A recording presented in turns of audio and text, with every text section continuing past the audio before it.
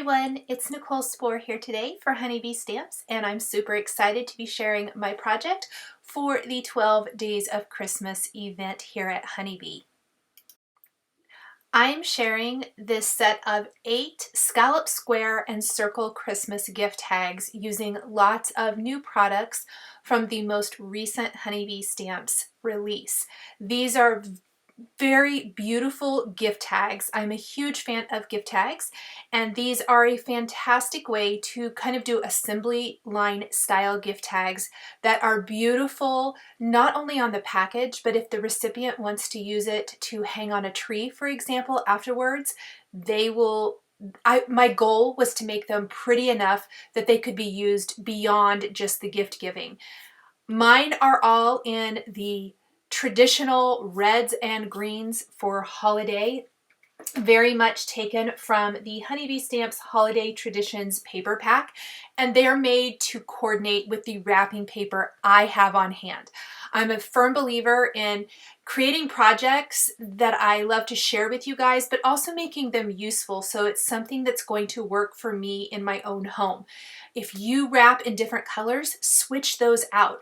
Very, very easy to do. You can follow the same basic style or guidelines, but just go ahead and create them in whatever color family you prefer for your holiday gift packaging.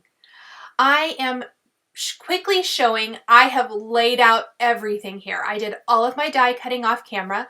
I will tell you guys straight up, the die cutting took the longest, but I just set everything together in little groups after I die cut it as I was die cutting it, and literally put them together assembly line style afterwards, and it went together so fast. I could have made even more of these if I had die cut more at the time. I did 8 because I was like, oh, 8, that's going to be good, you know, to do for the camera. But honestly, once I got to designing these, I could have done a bunch more because it was so much fun. I picked 2 basic designs to go with either the scallop square or scallop circle, and that's going to be a wreath. This is from the Joy Noel wreath. I layered 2 different colors of green cardstock wreaths together, bending up the leaves to give it some texture. Because this isn't going to be flat, I love to add the texture to it, so I just bent those babies up. And then I put a little bit of Ranger Multi-Matte Medium on some of the leaves, and then sprinkled on some icicle glitter, and that's going to dry and give that kind of icy glittery effect to the wreath. I did not die cut all the little individual leaf images that come in the Joy Noel wreath. If you want to see a project with that, I've got some stocking gift card holders where I did do that. These are gift tags. More than likely they could get tossed, and if they do, I don't really want to have wasted all that time adding all those little individual leaves. To get around that and still have my wreath have lots of texture, I just like to layer together 2 different colors of wreaths, and that really adds that dimension without having to do all the little die cut pieces. I do love that look, however, and I highly recommend it if you're going to maybe be doing a card. For my second design, I am using the Winter Bouquet dies, and I'm using 3 sizes of the Poinsettia, and I'm going to layer them together. Again, dimension is where it's at for these tags. I am bending together, or bending all of the petals for my Poinsettia together, kind of just pinching them and then gluing them together only in the center, finishing with the center piece for the Poinsettia with that yellow die cut piece. But I want texture, and so I did lots and lots of texture for these. Tweezers are super helpful to pinch that together and hold that adhesive until it's completely dry. The bow, also from the Joy Noel wreath. The bows were die cut from pattern papers, some more of that Holiday Traditions pattern paper. I actually used scraps from the stocking gift card holders that I created a couple weeks ago. I had all the scraps of paper that I had die cut the stockings from, and I used those scraps for these tags. Those are 6 by 6 pieces of pattern paper, you guys. So while that stocking's pretty good size and it took up a bunch of the paper, there was enough left to die cut all of these, plus there's still enough left. I die cut some of the bows from some of those patterns. One of them I die cut from another piece of pattern paper from the paper pad, but I wanted everything to coordinate. And I did use all of the little bow pieces because I think it gives a dimensional bow look without a whole lot of extra work. So I'm just gluing them together right there in the center, and then we'll glue that to our tag here in a little bit. I am a huge tag fan. I love creating tags. Then I decided, because we added some sparkle to the wreath with the icicle glitter, I wanted to add something to the poinsettia. So I'm taking some white iridescent shimmer, and I am not only spritzing the poinsettia, but the leaves. And I have bent the leaves up too. You can kind of see I bent those in half. I spritzed those up, went ahead and set those aside to dry. They will dry pretty quickly. And I'm going to work on putting together my tags. Kind of while that shimmer spray is drying on those, I can put together my tags. And what I love is I did a front and a back because it just gives a little bit more stability to the tag. It really gives it a nice thick base. So back to back, we are backing them. It's going to be the same step for the circles as the square or the diamond. The base of the tag is cardstock, and then the whole reinforcer is from the Scallop Circle gift tag. I used it for both the square and the circle. I love that they're interchangeable. And then the panel for the front, there's a couple of options. There's one that has a piercing design. That's the one I used. I die cut the Holiday Traditions pattern paper with that. But you could also choose to use the plain one if you wanted to, or you could use that with the frame to, or the tag shape rather, to create a frame and maybe back it with pattern paper. I mean, the possibilities are endless. You've got lots of things you can do here. So again, just back to back, I'm going to repeat this for all 8 tags. If you were doing more tags, I would just recommend kind of doing like I'm doing here. I tried to do anything that had drying time. So the wreaths that have glitter, those have a little bit of drying time. The iridescent spray, that has a little bit of drying time. So I went ahead and let that sit as well. Anything that had drying time, I let that sit for a little bit while I put my tags together. And again, I had it all laid out on my desk, and I had each tag grouping together. So I'd have like circle, circle, because I kind of did them, I guess I did 4 wreaths and 4 poinsettias. And I just did 4 black tags backgrounds and 4 red tag backgrounds. You could do whatever you want to do there. I just kind of did them in a row and would set all the components together. And then I pulled the wreaths out, the poinsettias out, and then I simply just grabbed each tag bundle and would put them together. For me, that made the most sense and was the easiest. And then I'm just kind of stacking them as I finish the tags. When you're seeing me use tweezers, tweezers are probably one of my most often used tools in this last year. They are super handy because they can pinch things together. So for example, I am putting hole reinforcers. I cut 2, one on the front and one on the back, because I'm a big proponent of making the back look as pretty as the front. So I'm pinching that together with the liquid adhesive. I'm using that fine tip applicator on the Ranger Multi-Matte Medium and just pinching it together to hold that all in place. It also came in handy when I wanted to pinch together the elements for the bows. There's 3 pieces for the bows, and I only put glue in the center. I just pinched that together until the glue dried a little bit. Same thing for the poinsettia. I put glue in the center of the poinsettias. I didn't want to put it clear out on the leaves, or the petals, pardon me, as I want those to pop up just a little bit. So I really just kind of love my tweezers for that kind of thing. They come in so handy, not only to place small little things or work with small die cuts, which I don't have anything super small here today as far as that goes, but they just pinch everything together so nicely. And I just kept switching them, pinching that together while I would go ahead and work on another one, because I would use a tape runner for the large sections, and anything I used liquid adhesive on, I would pinch together with my tweezers. So I am nearing the end of putting together my tags. And we are going to be placing another panel on the back of each of the tags. So we'll be using a square or a circle die cut from white cardstock that we're going to stamp with a sentiment from the Santa Express stamp set, which I particularly love. I find it funny. My 19-year-old daughter loves when I have gift tags on packages that say from Santa. She has always loved that. She thinks it's just fun. And so I particularly loved that this stamp set has a lot of from Santa sentiments. So these are great tags for Santa to use. You can always make some of these for Santa, which I think is awesome. He always needs a little extra help at this time of the year. But I thought that was really fun and clever. And the sentiments in this stamp set, while I'm putting together the rest of these tags, there's like the North Pole Express parcel. How cute is that? From Santa, wrapped by Santa himself, express delivery from Santa Claus, absolutely no peeking, from your secret Santa. I love that one.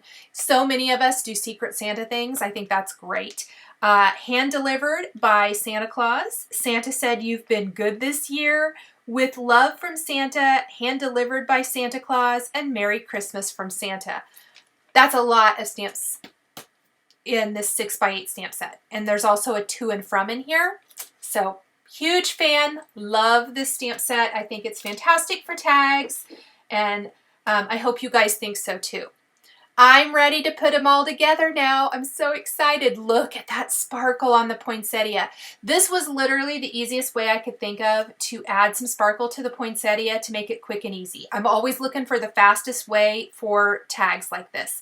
Not to say that I'm not in my card making, but with tags, as I mentioned earlier, they get tossed a lot.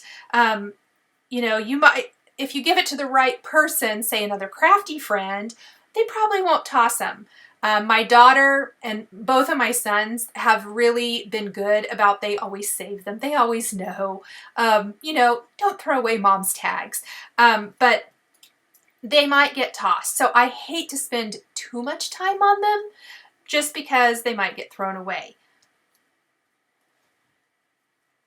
In addition to that pretty sparkle that we did with the iridescent spray, which I'm just in love with, I'm adding some gems. These are also from Honeybee Stamps, and I'm using them from a couple of different sets. I believe, yes, these gold ones I'm using in the center of the poinsettias is from the Holiday Traditions. These are the Holiday Traditions crystal gems, and they're in gold, and I just used 3 of them in the center of each poinsettia. I am now assembling the wreaths. So I had briefly considered die cutting the red berries for my wreath, and I decided that was going to be too time consuming, and I didn't want to do that. So we are going to be creating berries for the wreaths also from these crystal gems, and we're going to be using red ones. I used up the rest of the red ones from the Holiday Traditions, and then I grabbed a few extra from the rainbow crystal gems. Basically any red gem that you have in your stash. As soon as I have the wreaths adhered to the tags and the bow adhered to the wreath, I will take those gems, and I like to use a craft knife to pick them up from the backing sheet. These already have adhesive on the back of them, so I pick them up with the tip of a craft knife. Maybe a piercing tool would work as well. Just something that you can pick it up. I try not to use my fingers because the oil from our fingers lessens the adhesive and the stickiness of the adhesive. So I try not to do that. And then I'm simply just going to pop these in place. So here's another example of using the tweezers to glue the wreath or the bow to the wreath on the tags, because it's just pinching it in the center. That's the only place there's adhesive. And once these are dry, I can then kind of pop up the sides of the bow, which gives it a little bit more depth and dimension. But we are going to take those red gems now and decorate our wreaths. I love those little finishing details. So while I don't want to spend hours and hours putting together my tags, I want them to look like I took hours and hours. And I'm telling you, the die cutting probably took an hour and putting them together probably took an hour. Part of that time though, my oldest son called me and I was distracted. So it could have gone together maybe even a little bit faster, just depending. But really the die cutting for these is the most time consuming just by having to switch back and forth. But it definitely is worth it. And if you put together little kits, if you have some older kids, they could even put together some gift tags as well. Look how perfect those little red gems are as berries on the wreath. And I think it just, look at the difference between the one I did and then the others. I think it just makes a huge difference in the finished design. I'm really loving that. And the craft knife makes it so easy, again, just to pick those up and press those down in place. So we are really nearing the end of the creation of the tags. We've got a couple things left. I did trim some red and white baker's twine. This is actually left over from a card kit, or a tag kit rather, from this last season. I had tons of this. And so I cut a whole bunch of lengths of this to use for my tag. Very easy that way. It all coordinates nicely. And then we also have to stamp and die cut the backers for each of our tag. If you don't want to do that, you could have all just stamped the sentiments on the back of your tags before you put them together, before you added any of the dimension, and just foregone adding that extra little panel. I went ahead and assembled all of my tags because we're going to be creating that extra little die cut piece and then popping it onto the back. Just finish adding a few little extra gems here, which I think is so cute. Another thing I want to mention, that Scallop square gift tag set, it does create the diamond shape or the traditional square. So you can create either one, and then that center layering piece works with either one of those background tags. I think that is super cute and really gives you a completely different look than the traditional square. Kind of like it, that little diamond shape. I think that's fun. Okay, our gems are all in place. We use quite a bit of those, but you get a lot on a sheet. I'm going to thread through my baker's twine, and then we're going to simply knot the ends. And I would say this is probably 8 or 9 inches of baker's twine. I did not measure it. I trimmed them all to the same length, but I did not measure that first one when I cut it. But this is another example of the assembly line style tag making. Repeating one step at a time just makes putting together your tags so much quicker and easier. I would love to see some of these like in shades of, I think even like silver and white, or gold and white if you do kind of the elegant blue and silver, or navy blue and silver. Oh, that'd be so pretty. This same basic style and design can be used for any color combination out there. There are so many fun things you can do. Okay, we've got our baker's twine in place. Let's create the back for each of our tags. I am going to use my dies that I am going to be die cutting to kind of work as a guide. I want to make sure that the sentiments I'm using fit inside of the shape. So I'm going to use a circle shape or a square shape, and they all are fitting inside, which is awesome. And I am using quite a few of the phrases from this. I don't think I used all of them, but I did use quite a few, and I even repeated a couple just because I already had them on my MISTI. But I got about 6 per a half sheet of 8.5 by 11 cardstock. And that's simply because I want to make sure I'm leaving enough room to die cut the square and the circle shapes. I'm using them as a guide so I know exactly where that stamp's going to go. And I'm using it to just make sure that I'm leaving enough room in between where I'm laying my stamps so that I can die cut that shape after I have stamped them.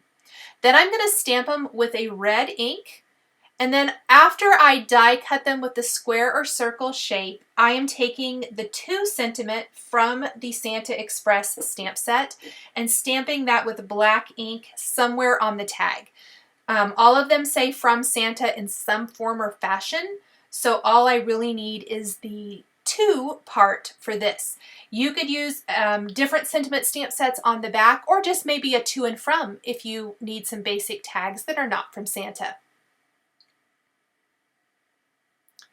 And again, I have die cut all of these and I'm just going to stamp them all at once. I did all the square ones because they can all be kind of in the same place.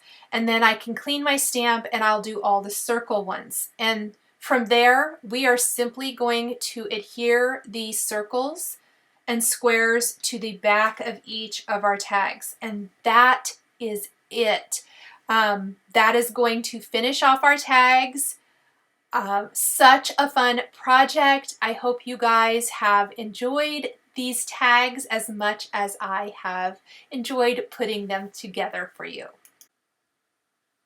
Thank you guys so much for joining me today for the 12 days of Christmas here at Honeybee Stamps.